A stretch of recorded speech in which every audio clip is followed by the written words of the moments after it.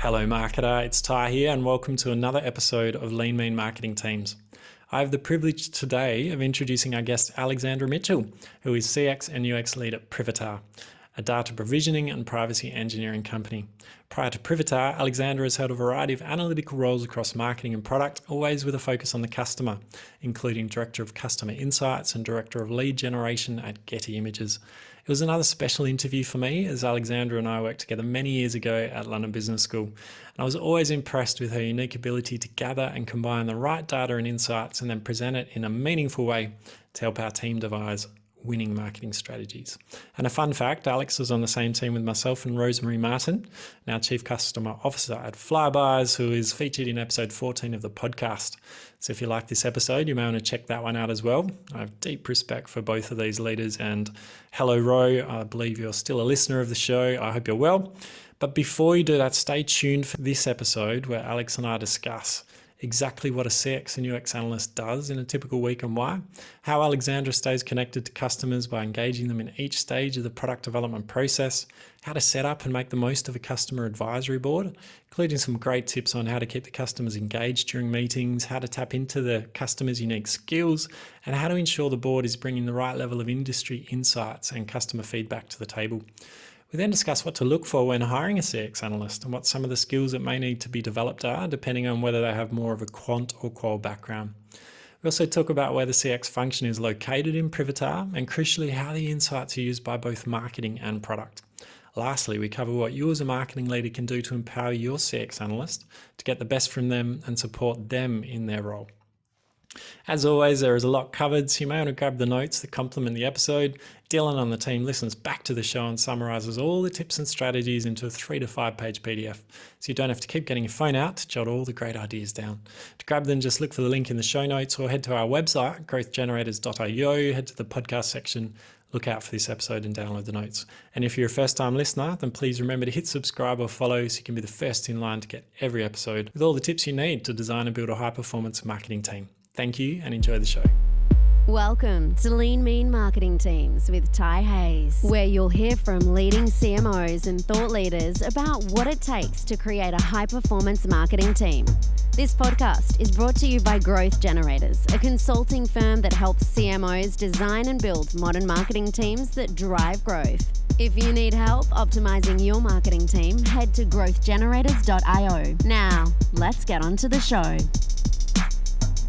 Welcome Alexandra Mitchell, CX and UX Research Lead at Privitar, to the Lean Mean Marketing Teams podcast. Thank you. Good to be on the show. Yeah, so nice to connect with you again after many years since we worked together back at London Business School.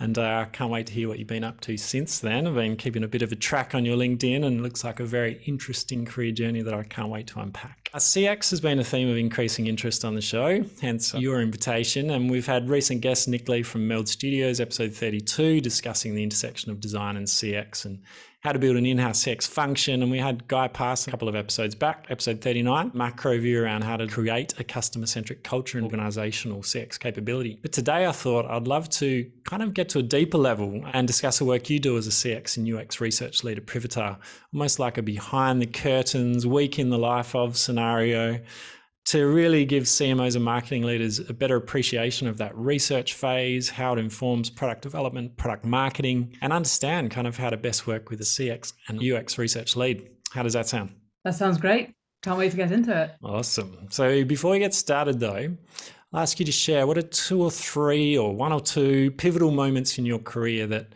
inspired you down the CX and UX track and have had the greatest impact on your career today. Absolutely. So as you know, I've always worked with the customer, with the customer and with customer insights. I think the thing that's really started me down this track was when I was working at Getty Images.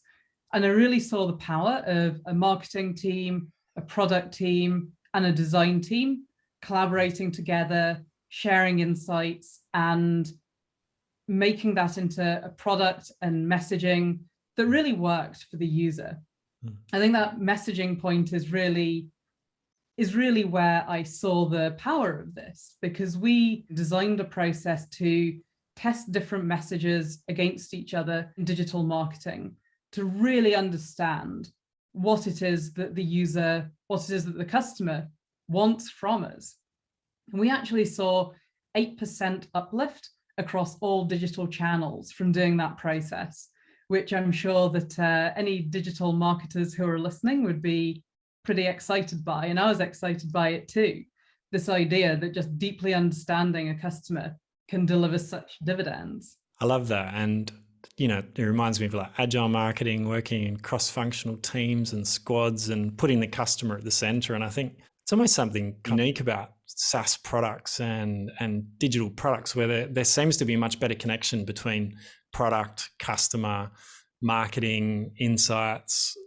It doesn't always happen in other organizations or other teams. Do you know why that is unique to those kind of organizations? I suppose that it's because it's easier for everyone to work at the same speed. So if you think about the development of a traditional product, it's something that takes a lot of time. The product team won't get feedback for a while on the actual use of their product. In SaaS, they can push out changes not quite as fast as marketing can send an email or change a message and assess, but people are working much more similar speeds. So it makes it easier for people to meet on similar cadences. Everyone's getting insights in a constant flow, and it just makes that conversation so much easier. Yeah, I agree. And we'll probably get into it today, but also just the usage data as well, right? You can see what customers are doing with the product. And then when you combine that with other qual and research and you feed that into the product roadmap and the messaging, it is so powerful. You get all those teams working together. For the audience's benefit, can you tell us a little bit more about Privitar? I would love to. Privitar makes data available safely and at speed. So really, in practical terms, what this means is making sensitive data accessible to the people in your organization who can drive innovation with it. Mm-hmm. So we'll remove anything that would identify a specific customer, a specific user, and send that out to data consumers, so to data analysts and to data scientists, so they can do their work, so they can create the innovations and the models that they need to do while you're still preserving customer privacy. So we're a Series C funded startup. The thing that our customers all have in common is they all have huge volumes of data that are going to be useful to their business, to their operations, to their marketing. When we're talking offline, you kind of gave an example that, a bank, for example, has a lot of data on your purchasing and exactly what you're buying, which could tell a lot about who you are and your lifestyle and patterns and, just information you don't want others to get a hold of, even people within the bank. So, it sounds like an amazing product where the analyst can still do the analysis they need. Information is de-identified. So it's kind of a win-win on both sides. And I guess with the rising concerns around privacy, which we'll discuss later in the interview, I can see how the product market fit has probably accelerated over the last few years, hence the Series C. Yeah. I think something that's really exciting for me as someone who's always worked with the customer is how much privacy is about respect for your customer. It's about respect for your customer within your organization as well, to not share those really intimate details. So I think there's a real coming together of, I suppose, the work that I do and the work I've cared about my whole career and the work the company does. Brilliant. The perfect sweet spot. Okay, so getting straight into it then, I thought we'd start with, what does a week in the life of a CX and UX research lead at Privitar look like? Like, what kind of work you're doing, who you're doing it with, and why? Really, the basis of everything that I do is conversations with our customers. There are a few kinds that I'd like to highlight for your listeners. The first of those is product discovery. So these are going to be interviews with customers, with potential users, to understand what are the problems that they're facing as they try to provision data, as they try to share data in their organization. What are the challenges? Who do they need to talk to? How can we make this easier for them? Is, I suppose, the question that's in the back of our minds. But this process of product discovery interviews is much more about listening to problems than it is about finding solutions. It's about really letting the customer, really letting the user talk about their day-to-day and their week-to-week, so that we understand really deeply how we can fit and how we can intervene to make those days and weeks easier for them. And that's a skill, isn't it? To listen without leading, to listen openly and not be too scripted with your line of inquiry, but to ask the questions in the right way, the open-ended way, to get the right information without leading them down what you want to hear or what you think you want to hear. Yeah, exactly. So yeah. I'll always create a discussion guide, but if there's something that a customer really wants to tell us, you need to be open to maybe ignoring that entirely and maybe listening to what the real problem is, listening to the problem behind the problem that we think we want to find out about.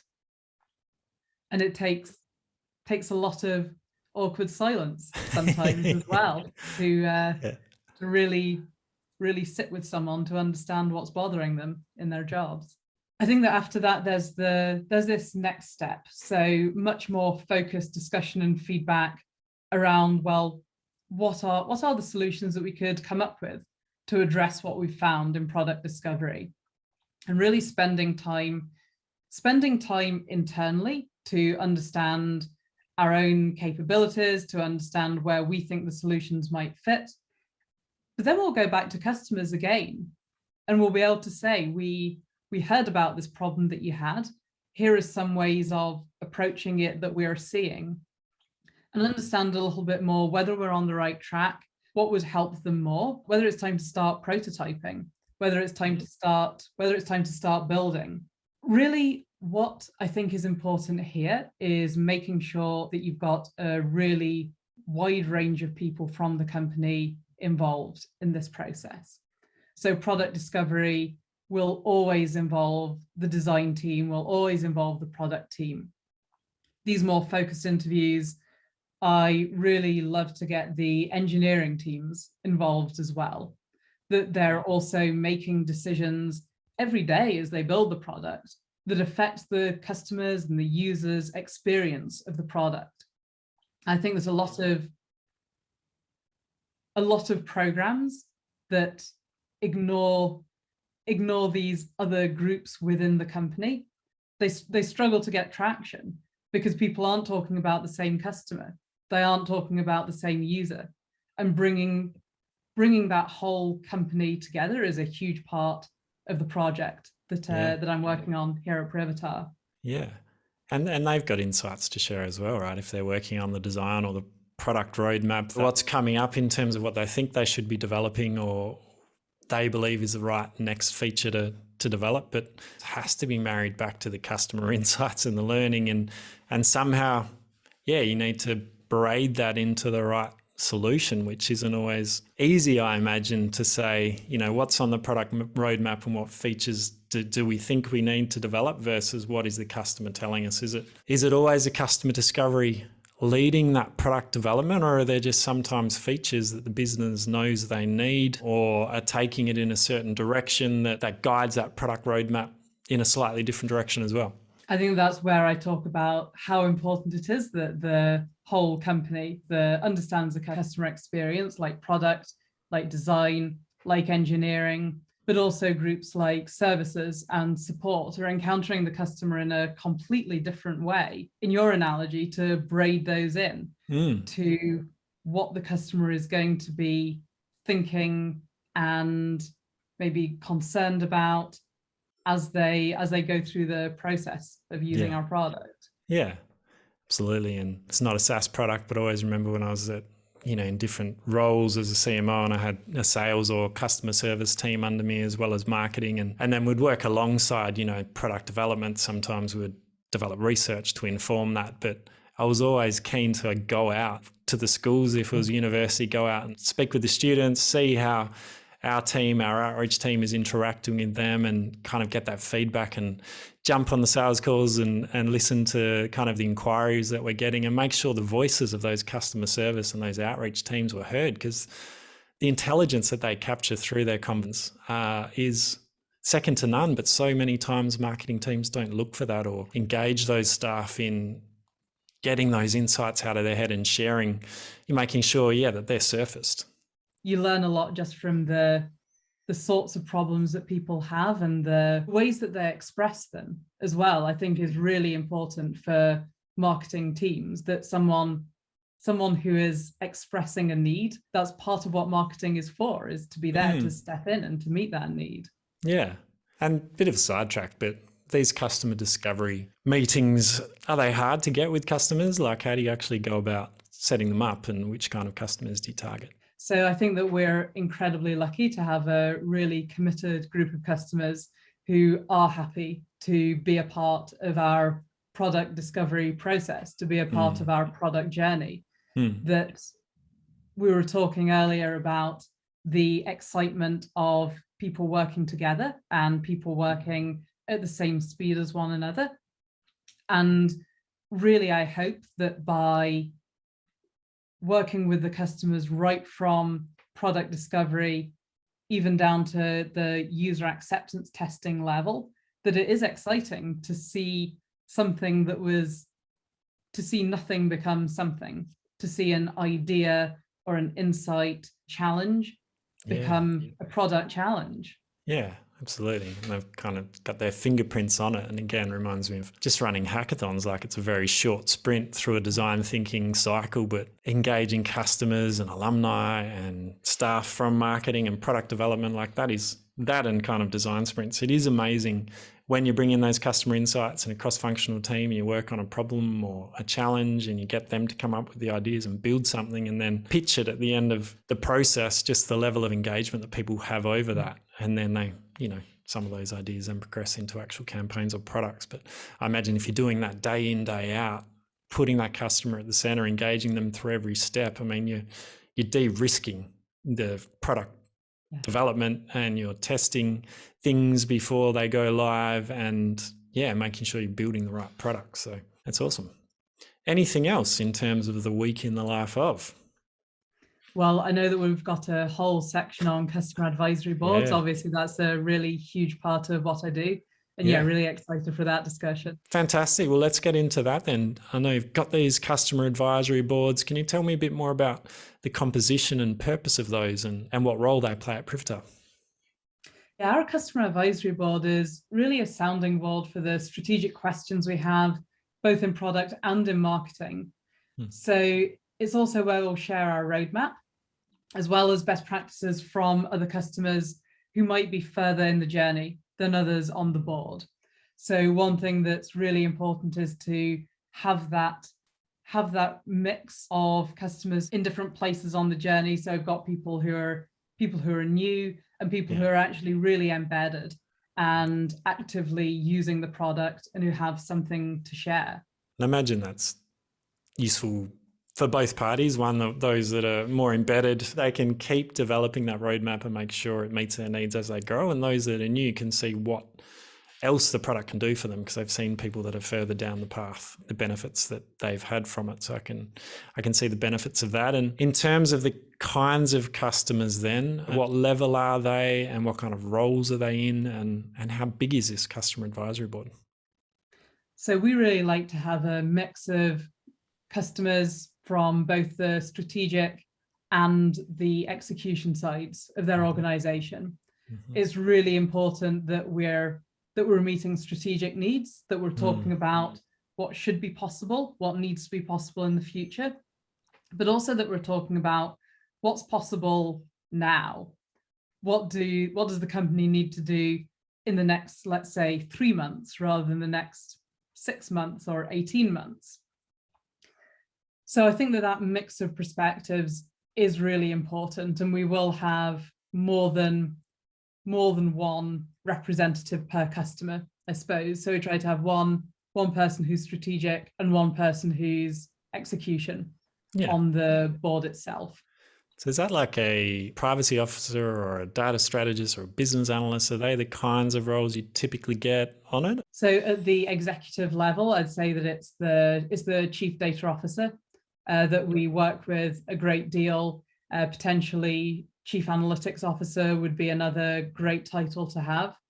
And then on the execution side, we're looking more at people who are solution architects. So people who architect the vision that the chief data officer sets. You're right, we do like to have representation from the compliance and the data governance side of the business. That's obviously a really huge constituency for us as well. And it's important to see those conversations happening on the board as they happen within companies. Yeah, fantastic. So how do you bring them together and yeah, how are they engaged and involved? So we meet about every 4 months as a board. It's really important to me that we're providing value for the board members as well as for us as a business. So really like to have a mix over the course of the year of not just roadmap sessions, not just sessions about messaging and customer needs, but we're also sharing thought leaders both from Privitar. So we've got a really fantastic policy team who've shared research with our customer advisory board, but also time with thought leaders in the industry as well. It's really important to make sure that we're getting that mix, that we're stimulating conversation that, yes, is useful for us, but is also something that our customers can purely take back to their own companies and say, I listened to this talk and it was fantastic, and here's what I think we should be doing next. Yeah, brilliant. And any other do's or don'ts about kind of getting the best out of your advisory board? One thing that we've done that's really worked incredibly well is having an external chair. And me and you were talking earlier about how hard it is to talk and to not have an agenda, to not push in a particular direction that's your own area of interest. I think that having an external chair has really helped us to have someone who's just purely focused on having the best and the most interesting and the most alive discussion that's possible. And for your listeners now, I think that's something they might really want to try with their own advisory boards when they set them up. Yeah, it's great advice, especially if it's someone well regarded in the industry with the right level of expertise to help shape that conversation, and might have a network as well, and just brings a real rich industry insights to it to make sure that, again, you're staying kind of customer focused and industry relevant. That's great tip.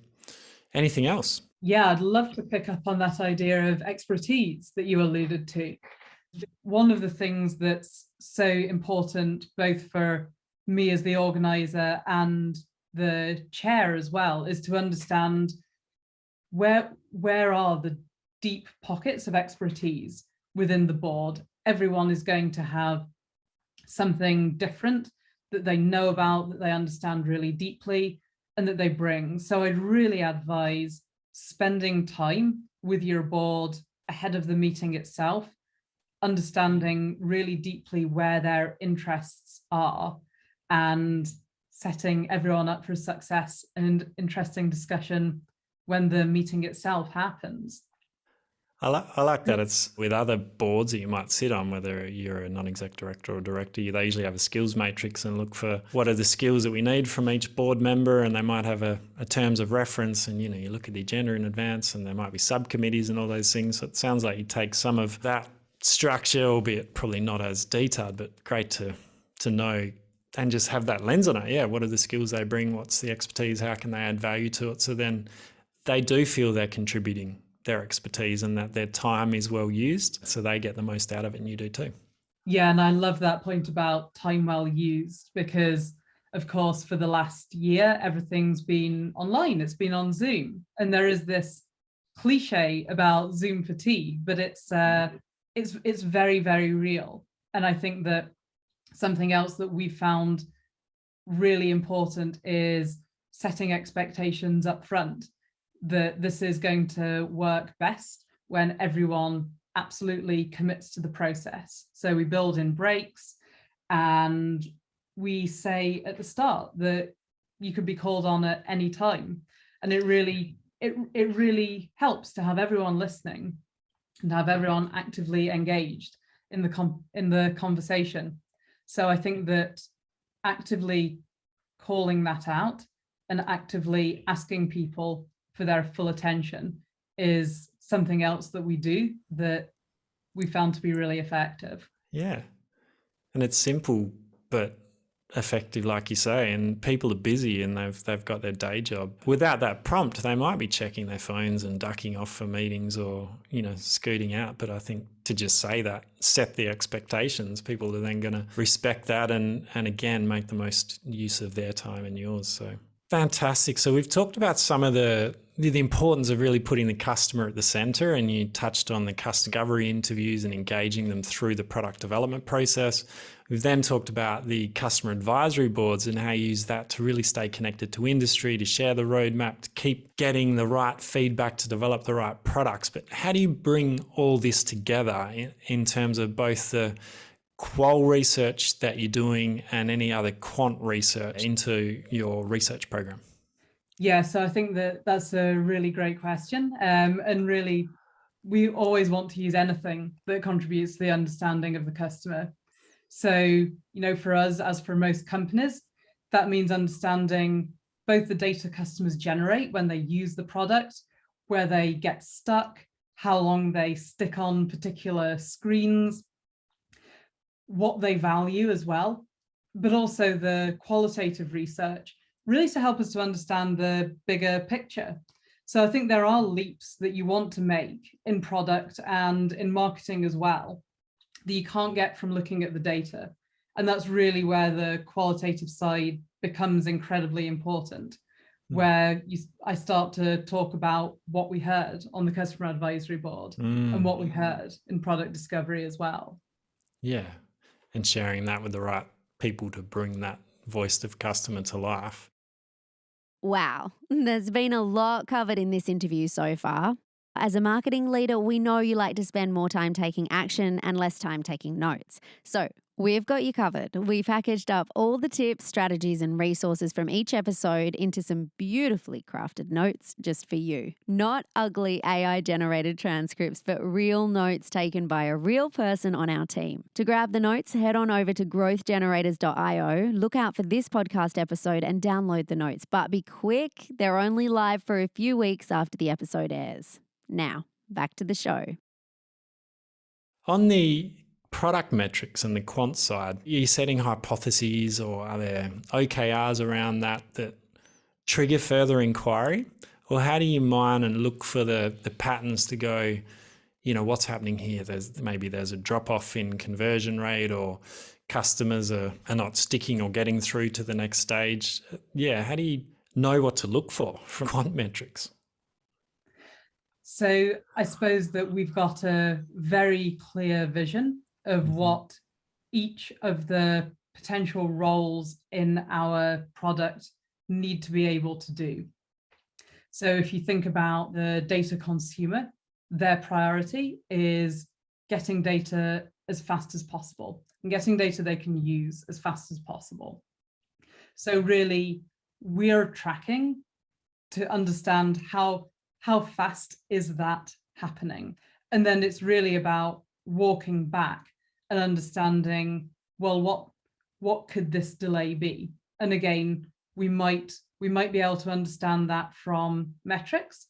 We might need to have conversations about that, but really to be able to say, this is how we sped up data provisioning for this customer. This is how we sped up data provisioning overall. And that's really the core metric that's important to us. Makes sense. And are there any other examples of new features that have been ideated or developed as a direct result of the research you're doing? One thing that became really clear from our conversations with customers was the need for a tool where everyone can collaborate on the data provisioning process. So whether that's the data governance teams, whether that's data owners, data consumers, we see that between these groups, there are often homegrown processes that can be real time sinks for people and that don't have to be. There's this idea that people need to come together, that they need to have their decisions consistently recorded in one place, and that those decisions need to be repeatable as well. If you're making the same decision again. Potentially that's something that has already been approved and can be so much easier the second time around. Yeah, and I can almost imagine some of those conversations back to your discovery around how is asking each of those individuals, perhaps I'm making assumptions here, but yeah, how does data provisioning work in your organization, and hearing different stories of who does what and how, and whether it's, spreadsheets and email or whatever these different methods are.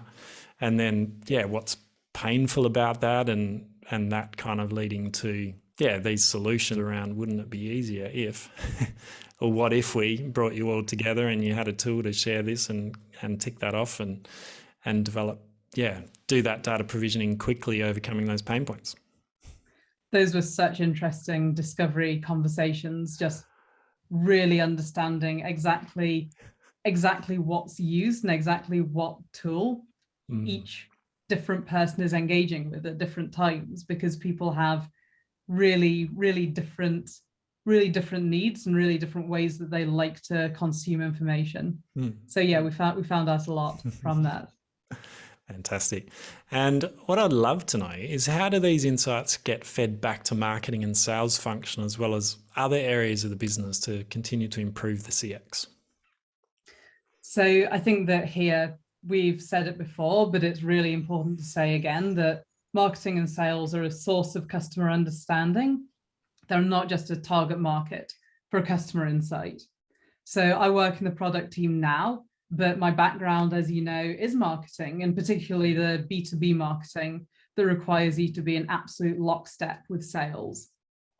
And I do still spend a lot of time with our sales team. So spending time on sales calls, spending time with the teams themselves to understand really directly what it is that they're hearing from the market. And obviously, from my perspective, as someone who's had all of these discovery conversations, I can start to see common patterns, common problems emerging. And that's a really obvious time to talk to sales about what I have been seeing and about how these patterns can be solved with our products. Yeah. And I've heard, I think it's Stacey Danheiser, she's been on the show before, and she's got a couple of books. One's Valuology, and it's around the marketing and sales. But in her other book, she talks about this 5-stage framework of a high-performance marketer. But yeah, she gave that exact advice, sit in on sales calls and speak with your sales staff to understand the insights and the feedback they're getting, but also to triage that with your own insights, because you still might get a slightly different flavor from sales.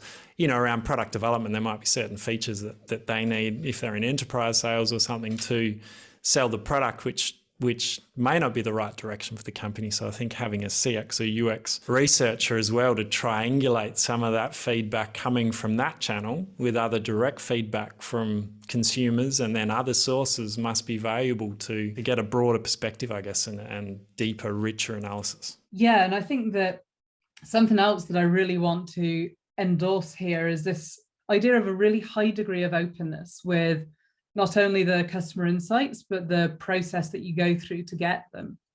So if you've got recordings of calls or recordings of user testing sessions, these are really powerful ways to show to people what the customer, what the prospect is saying, what they're thinking. But it's also a way of saying, we've got our interpretation of this, but we're interested in yours. If you think we're wrong about something, you can go direct to the source. Tell us where we're wrong. We're open to that conversation. And I think that's a really important part of working with anyone, is helping them to understand the value that they're bringing to any kind of customer experience as well, and the expertise, that word again, that they're bringing to our customer experience program. Yeah, for sure. Absolutely critical. And again, I just think sharing those customer discovery sessions or the phone calls amongst the organization, especially larger organizations, where exec or certain departments may be really detached from the customer or may have a view based on their role and where they sit. But there's nothing like hearing from a customer directly or hearing one of those sales calls to hear what the pain points really are, what they think of the product, like you say, in the customer's own words, not their own jargon. So great advice there. Excellent. What about personas, so something I'm curious about is the use, development, and embedding and updating of personas. So I think there's different ways that different organizations develop and use personas. Some may be more qual-based, some may be more quant-based, some are used more just to inform comms, others are used to inform product and other things. But tell me what that looks like at Privitar in terms of how your personas are developed and maintained and embedded. So that again is a really collaborative effort. So of course, we've got both buyers and users. So there are going to be differences between those two, that the buyer and the user of the product are not necessarily going to be the same person. So with the users, we'll work directly with Iron Design, we'll work directly with our services team, with our support team, with anyone who talks to the customer often to understand what they're seeing and the challenges that they're seeing as well. Obviously with the buyers, it's about working with marketing, perhaps bringing in a little more of that quantitative data that marketing have, and working with sales as well to really get to the bottom of who this person is, who this buyer is. I think that especially in an industry like ours, data, which is changing so fast, it's more important than ever to have personas that are live, to have personas that aren't set in stone and launched, but that what is really launched is the ongoing process of discovery around a persona, that these can and will change based on everyone's feedback. And I think that, yeah, being a part of maintaining that live repository of what people are saying and what they want to do is really important. Yeah. And is it embedded in a way that everyone knows who those personas are, the different ones for the buyer and the user, and whether it's product or marketing, if they're working on a brief, they're like, this is for this persona, whether it's got a name or not. Or as we're developing this product, we're developing it for this person to solve this particular pain point. Like, is it embedded throughout the organization like that? Have you achieved that nirvana yet? No, I think that I think it's a real ongoing process for everyone, right? I think that as people develop those campaigns, they start to see the gaps in the work that's already happened. I think that we're at a stage where that work is informing persona development as well as already developed personas. It's a very live process right now, but I would be delighted to come back on your show when we have achieved nirvana. Yeah. But I like that concept that it's live, and it just goes to the heart of product development and hypotheses and agile marketing, that, look, this persona is based on what we know now and the insights that we have, but it may change as we continue to roll out new product and new campaigns. We'll keep updating this to make it more and more useful and relevant. So I like that, rather than the personas that you get, stick them on a wall and then do it again 3 years later. Yeah. All right. So I'm going to switch gears again and talk a little bit more around this, how CX fits with product and marketing. I know we've done some of this. Given the shows around the makeup of modern marketing teams, I'm always really curious to know where CX sits. Sometimes it's in product and marketing and other places. So how about you? Where are you placed? Where is the CX team placed at Privitar? So I'm embedded in the product team, and being embedded in product obviously means that I've got to focus on users as well as on customers. So that's really great when you've got a division between the two. I talked about the importance of having both strategy and execution on the customer advisory board. And it's really just the same in the role that I'm in now, that I need to have both. And I think that the people who use our product day to day, of course, they're having just as much of an experience of it as those who are deciding how it should be used. So being in product is really about getting that complete picture of the infrastructure, the ecosystem rather, that we play in. So that's about breadth. And I think that when I was doing a similar role in the marketing team, it was much more about depth. So how can we more completely know a really limited set of personas, about what they want to do personally in their careers, what they worry about, the sources of information that they're taking in. For your listeners who are wondering where this function should be embedded. I think that it's perhaps helpful to think, well, do you want the breadth that comes from product, or do you want the depth that comes from marketing? Good question. And I think the other unique thing you bring that may affect things as well is you've got that deep marketing understanding. Like, I think you're a unique professional where you've got this great business understanding, also marketing understanding, and then you've got this CX and UX and kind of analytics. So the Venn diagram with all these nice overlaps, but I think that places you in a really interesting position where it doesn't matter where you sit, because you understand what marketing needs to know, you understand what product needs to know, and you know the insights to get to inform both product development and marketing. So something to consider as well. And we'll get to what to look for when hiring a CX and UX analyst a little bit later. I'd love to get some of your insights on that. But how then does marketing use the CX and UX insights that you gather? So I think it's really in developing value propositions that are deeply embedded in the lived reality of our customers' everyday lives. It's always easy to talk about the benefits of a product in general terms, but ultimately what's going to engage people is this idea that something can make their lives better, is a message that can help them to imagine a different and a better life for themselves. I think that sounds a little bit florid perhaps when I put it like that, but really it's something that we all do, that the need, the demand is definitely already there. And it's about understanding how you can meet that need in the way that the customer talks about it. That's really important. That's really going to deliver cut through in the market. Yeah.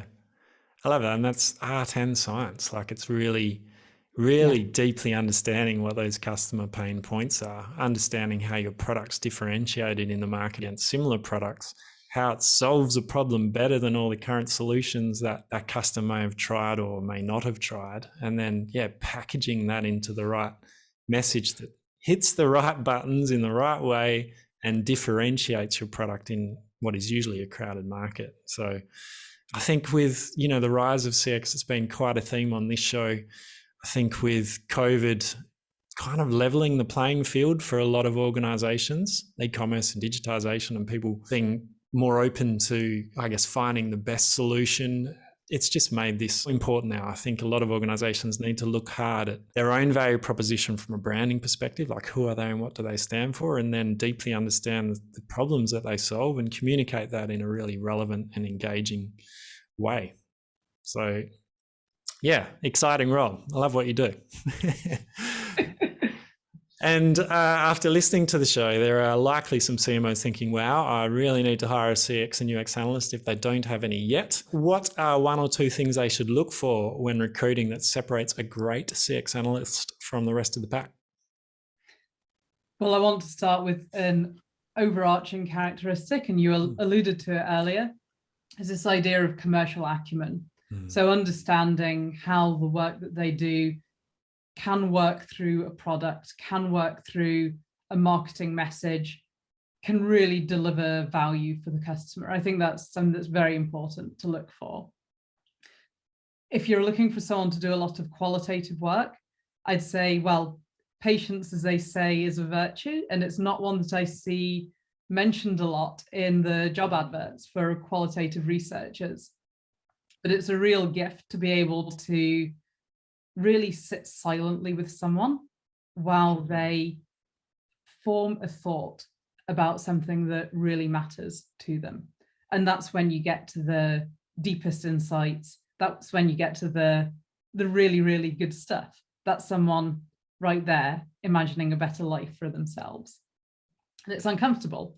We talk about empathy, and I think that's very important when we come to synthesize the insights. But sometimes qualitative work means sitting quietly while someone thinks, and that's really uncomfortable to cultivate. Yeah, absolutely. So again, this is something that you will hear everywhere, but I really think that communication is the most important thing. So someone who can distill a really complex idea or a really complex model into something that I'm talking about sharing this with everyone in the company. So this is something that everyone can understand, I think is still an incredibly important thing for any quantitative analyst to be able to do. Absolutely. And just curious, like your background and other backgrounds of CX and UX analysts, if you've come from a quant heavy background, like you're great at data analytics and SQL and Python or R or all those things, is the qual and the discovery interviews something that people moving into CX have had to learn? And how have you gone about that if that's the case? Sitting in discomfort and doing those one-to-one interviews, it's a very different skill set from analysing data sets. Or is it? Yeah, exactly. Yeah. It's something that I have had to learn. And I think that it's something that feels so much slower. When you're used to sitting in front of a data set, you ask it a question and you get the actual answer back very fast. With qualitative, you're asking a question and you're getting an answer. And it's about constantly refining down until you get an answer that is that deep insight that you can use. I think that I know I'm going to be asked to recommend a book later, but if I can, jump ahead. If I can recommend another one, there's a book by a woman called Erica Hall called Just Enough Research. And for any quantitative analyst who's looking to add to their arsenal of research techniques, I would definitely recommend that. It's a really great read and a really great introduction to the qualitative side. Sounds great. And last one, what's been most challenging then around kind of the transition into CX, or what's most challenging about being a CX analyst? So I suppose that when I think about the challenges, the challenge of getting everyone engaged with the work that you're doing, with the work as a CX analyst, a CX researcher I'm doing, because obviously the experience is something that the whole company does. And I think that it's been really important both to share and to understand what other people are learning as well. And that feels like a really huge task. It feels like a huge task to bring a whole company together.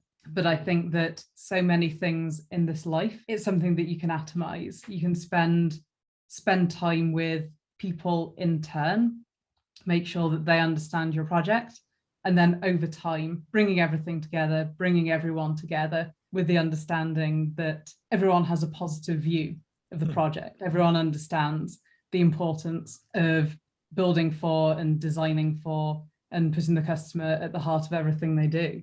Yeah, I like that. And to build on that, what advice would you give a chief customer officer, a chief experience officer, a chief marketing officer if they had these CX and UX analysts under their wing in their team? How can they help you with that mission to put the customer at the center and to empower you to do your best job? So I think that if you're managing someone in this role, if there's someone in your team in this role, honestly, from an executive level, the most helpful thing you can do is to lead by example, to talk in executive team meetings about the customer, about the personas that are being delivered, about the insights that are coming out of your team. This should be something that's exciting for absolutely everyone. And I think that demonstrating that excitement and sharing that with your peers in the executive team is one of the most important things you can do to support a CX analyst. And it might not be that the analyst ever sees that, or that they only see the top 10% in all hands meetings, but it really is going to smooth the path for that collaboration across all of the functions. Brilliant advice. Lead by example. Okay, well, we are nearly out of time and nearly up for our fast five. Before we get there, it's one question I have to ask, and that is privacy seems to be a rising concern globally, from GDPR to Apple iOS 14 to the crumbling of the cookie. So to finish on a big question, what is the future of user privacy and what role does Privitar play in this future? Well, at the start of this podcast, I talked about what Privitar does. So I'm going to answer this question perhaps a little bit more personally, because I joined Privitar in 2017, and a couple of months later, the Cambridge Analytica scandal broke, and privacy became suddenly something that even more people were talking about. But even then, I never imagined that a company like Apple would have a whole ad campaign based just around privacy, just based around their record on privacy. And it's been an incredibly exciting time to work in the space, to have that very, very high profile interest. And I really think that Privitar helps companies to put privacy at the heart of their data operations. And that's what I'm excited for in the future. Brilliant. Yeah, I'm sure it's a good time to join, given the wake of Cambridge Analytica, but it brought that issue to bear and raised the issue globally. And like you say, the way Apple has put this front and center, definitely a trend on the rise, and you're well positioned in that. So we are now up to our fast five. Are you ready? I think I'm ready. Okay. What do you believe are 3 essential capabilities or criteria of a high-performance marketing team? So flexible, empathetic, and engaged with the world. Very good. And how would you describe your team's culture in one word? Collaborative. So with our customers as well as with each other. Yeah, has to be. And what's one metric you've successfully used to track and measure team performance? So I think we've maybe already covered this, but our metrics are our customers' metrics. So if we're getting data into the hands of analysts faster, then we're happy. Yeah, brilliant. And what is one skill or capability you've learned recently that you wish you'd developed much sooner in your career, and why? So that's definitely the really deep listening that you get from doing qualitative research. It's been incredibly helpful, not just for working with customers, but for working cross-functionally as well, to really understand what it is that people need and what is the question behind the question and the statement behind the statement. That's great. And what book or books have you read? I know you mentioned one earlier, but do you have another one do you think our audience might gain benefit from? Yeah, I've got one to recommend, and I think it's perhaps slightly unusual. So it's a book called The Comfort of Things. It's by an author called Daniel Miller, and it's an ethnography. It's a series of vignettes that look at people on a particular London street and their relationship with the things in their lives. And it's just this vastly empathetic story of how people build meaningful lives for themselves. And I think that every marketer should read it. I think it's an incredible book. Yeah, it sounds fascinating. And I think ethnography is something, we often hear about in marketing, but you don't often get to experience it unless you're a market researcher. So this book seems like a great way to get that kind of insight. So thank you for that. And where can people go to get in touch with you or learn more about Privitar? Well, I'll start with Privitar. If you want to learn more about Privitar, please go to privitar.com. And if you want to talk to me about all things customer, then you can email alexandra.mitchell@gmail.com. I'd love to hear from you. Excellent. Well, thank you, Alexandra, and we'll put those links in the show notes. Thanks so much. It's been wonderful to connect with you again after all these years and to learn about all the amazing things you've been up to dive a little bit deeper into the week and life of a UX and CX or CX and UX research lead. I think you've shed great light on what that looks like in terms of the involvement in the customer discovery, the importance of the customer advisory boards, and the hot tip about having an external chair for that, how you bring the qual and quant together, the importance of bringing product and customer success and marketing and all the different teams together with that customer view and insight at the center to help inform product and marketing. Lots of great tips and insights in today's episode. So thank you once again for being a guest on the show. It's been a pleasure. Thank you, Ty. You've been listening to Lean Mean Marketing Teams with Ty Hayes.